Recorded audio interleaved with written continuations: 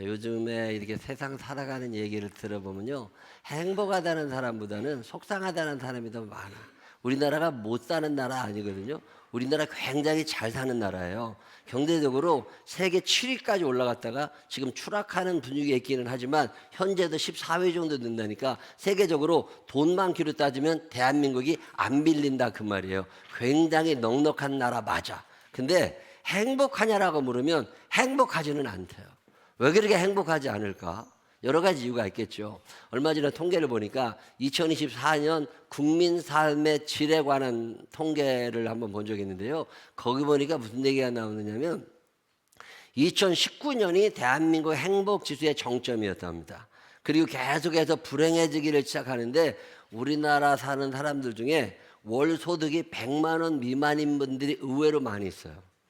그리고 이런 분들 중에 특별히 60대에 걸려있는 분들, 나이가 이런 분들이 제일 불행하대요. 그러니까 여러분 주변에 60대가 있으면 심히 불쌍히 여기시고 밥도 좀 사주고 그래. 60대가 왜 불행해? 밑에 뜯기잖아. 그리고 위에 아직 부모님이 살아계시잖아. 그래도 양쪽으로 뜯기면서 불행한 세대가 60대랍니다. 그리고 살면서 이 통계를 내봤더니요, 전 세계 38개 나라 중에 우리나라가 불행지수 33위에 올라 있습니다. 그만큼 행복하지 않은 나라가 대한민국이라는 거예요. 행복했으면 좋겠는데, 그런 단적인 예로 자살률을 보니까요, 2022년에 우리나라 인구 10만 명당 자살률이 25.2명이었거든요. 근데 23년에 27.3명으로 굉장히 올라갔어요. 그러면서 세계 1위를 여전히 고수하고 있습니다. 2위와의 격차를 크게 벌리고 여전히 1위에 있는 게 자살률 1위라는 거야.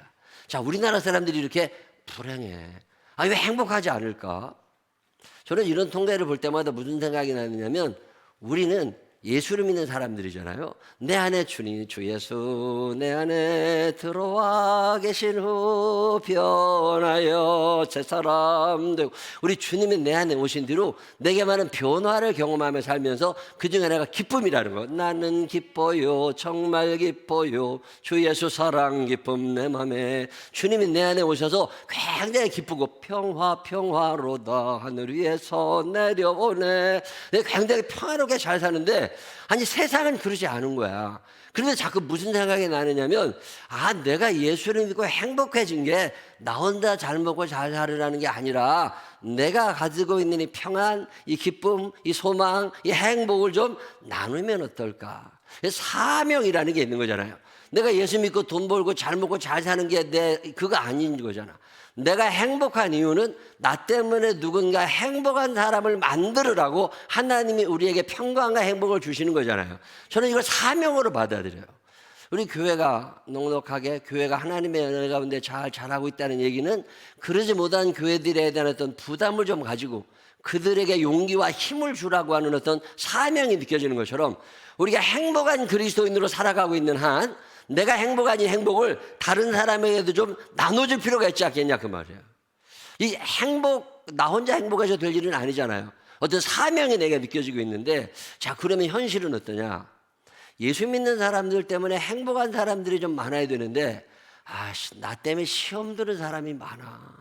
살아가다 보면 저 예수 믿는데 내가 그럴 줄 알았어, 이런 얘기 듣는 사람이 너무 많은 거야. 예수님께서 무슨 말씀을 하시느냐면, 너 때문에 시험 드는 사람이 생기면 너 차라리 연자맷돌 메고 물에 빠져 죽어.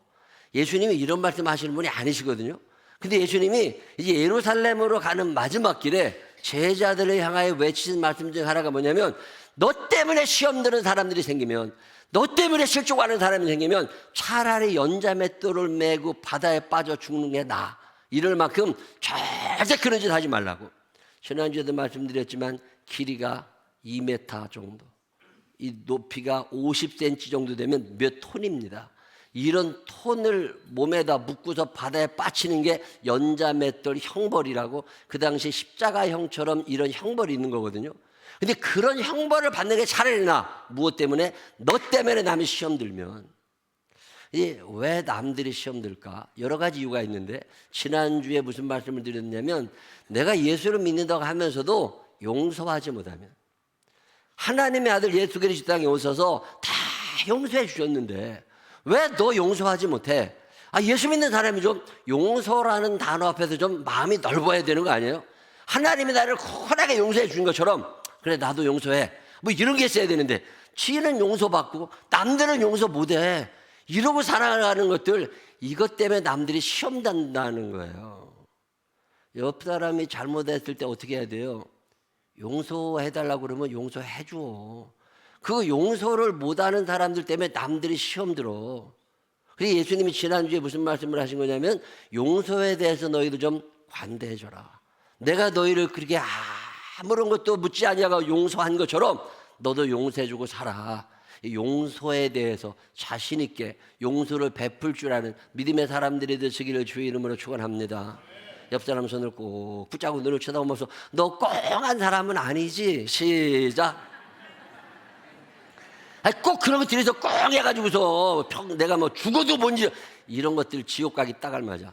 천국은 용서하는 사람이 가는 나라예요. 이 용서가 자연스러운 사람들이 되시기를 주의 이름으로 축원합니다. 오늘 얘기는 무슨 얘기냐면 너희가 남 시험 들게 하는 이유 중에 하나가 뭐냐면 불순종이라는 거예요. 말을 안 들으니까 남들이 시험 들는데 특별히 내가 하나님의 자녀라고 하면서 내가 하나님의 말씀을 안 들으니까 내가 하나님의 말씀을 안 듣는 것 때문에 다른 사람들이 시험 들고 다른 사람들이 하나님을 우습게 한다는 거예요. 자, 내가 우리 어머님을 존중히 여기고 우리 아버지를 존중히 여기고 어머님 말씀을 잘 들으면 내 친구들도 우리 엄마 말 잘 들어. 근데 내가 엄마가 무슨 말을 해도 안 듣고 불량 청소년이 되잖아요. 그럼 내 친구들도 우리 엄마를 우습게 알아. 자, 예수 믿는 사람들이 누구의 말씀을? 하나님의 말씀을 존중히 여기면 예수 안 믿는 사람들도 하나님 말씀을 존중히 여겨. 근데 내가 하나님의 말씀을 존중히 여기지 않으니까 다른 사람들이 시험 든다는 거예요. 근데 하나님에게서 떠나게 된다는 거예요.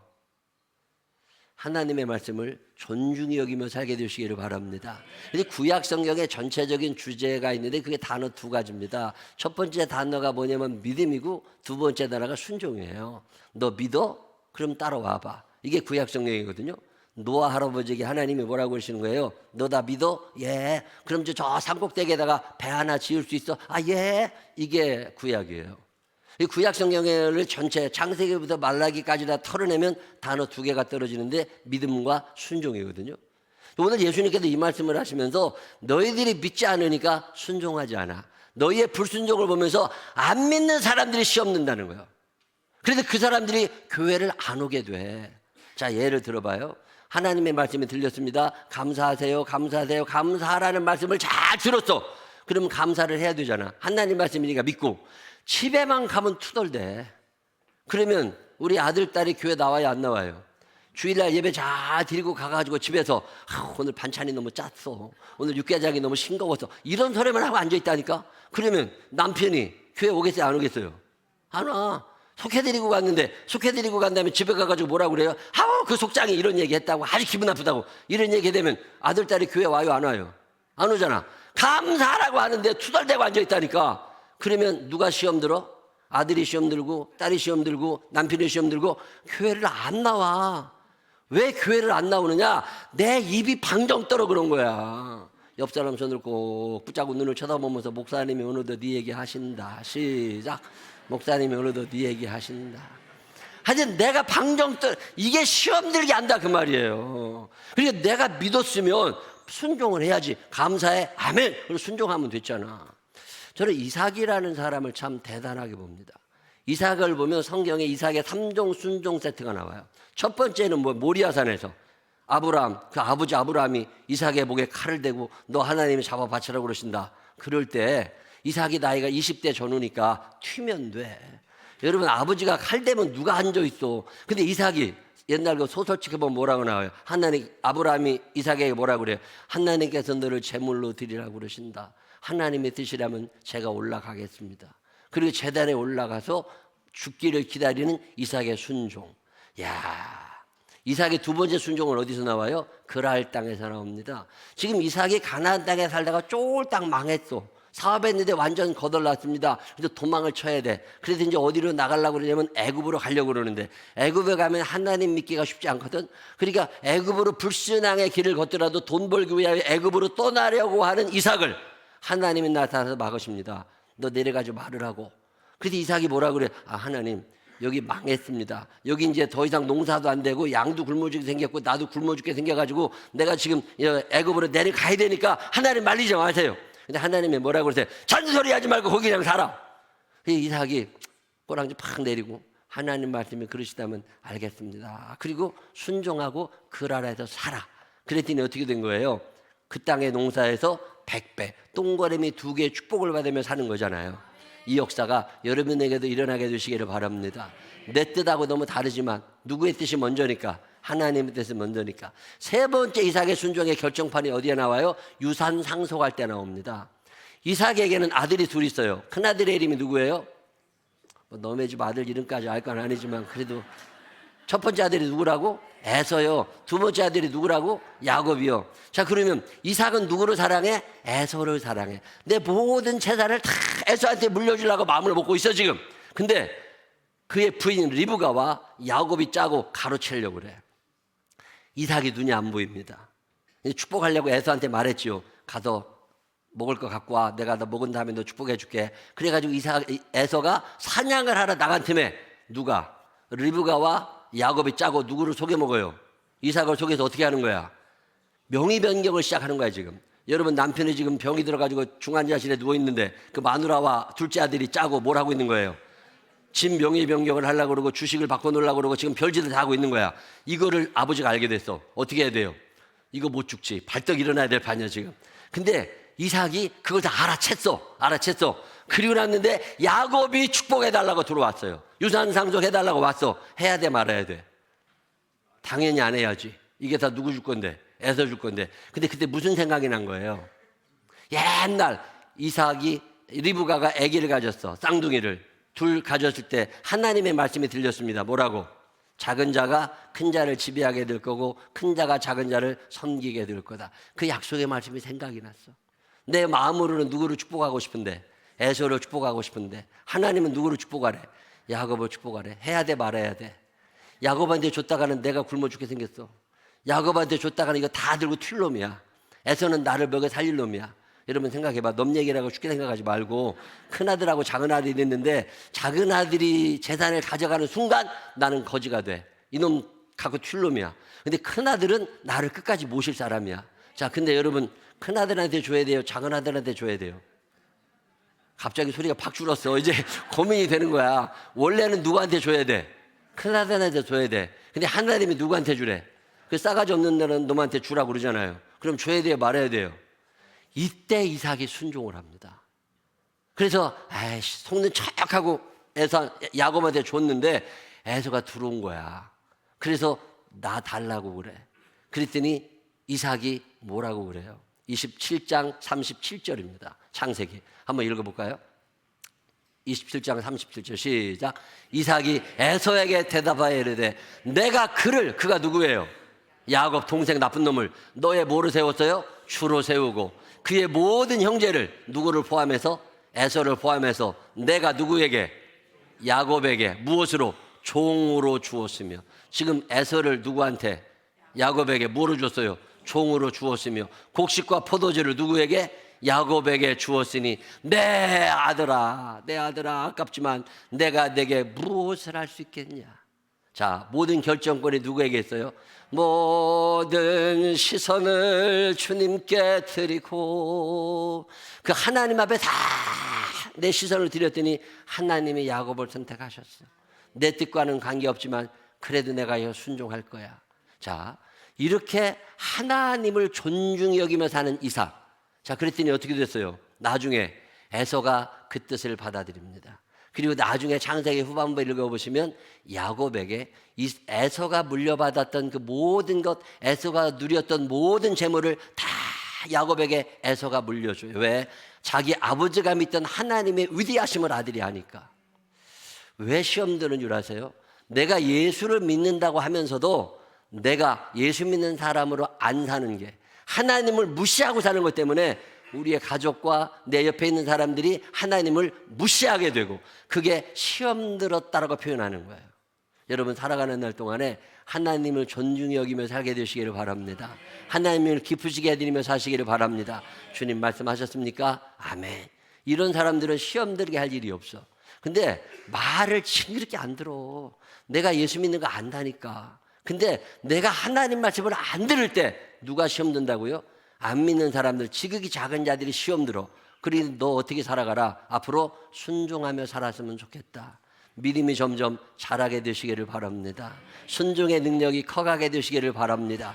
예수를 믿는다는 건 뭐냐? 내 그런 행동을 통해서 내 주변에 있는 사람들이 하나님을 더 생각하게 되고, 여러분 이삭이 그렇게 순종할 때 블레셋 사람들이 와가지고 이삭이 믿는 하나님을 두려워하기 시작해요. 이삭이 그렇게 순종할 때 에서가 하나님을 두려워하기 시작합니다. 우리가 예수를 잘 믿고 순종하면서 할 때 우리 주변에 있는 사람들이 하나님을 두려워하기 시작하는 거예요. 여러분 살아가는 날 동안에 남들 시험 들게 하는 사람이 아니라 하나님을 드러내는 사람들이 되시기를 바랍니다. 오늘 성경이 그 얘기하는 거예요. 이 불행한 시대를 살아가는데 내가 행복해. 자, 그러면 이걸 좀 전해야 되잖아요. 이 행복이 어디서부터 온 거예요? 모든 것이 주께로부터 왔으니, 하나님으로 말미암아 내가 행복해졌으니까 나 이 행복 너한테 전하고 싶어. 그때 하나님의 역사가 거기에 일어나게 되고 시험들 사람들이 행복해지게 된다는 거잖아요. 나 때문에 행복한 사람들이 늘어나게 되시기를 바랍니다. 옆 사람 손을 꼭 붙잡고 눈을 쳐다보면서 너만 보면 웃음이 나와. 시작. 너만 보면 웃음이 나와. 나 때문에 행복한 사람들을 늘려가는 사람들, 그 사람들이 예수 믿는 사람들이에요. 남들을 불행하게 하고 실족하게 하고 시험 들게 하는 사람들이 아니라 나의 믿음과 나의 순종 때문에 하나님의 영광을 받으시는 믿음의 사람들이 되시기를 주님의 이름으로 축원합니다. 기도하겠습니다.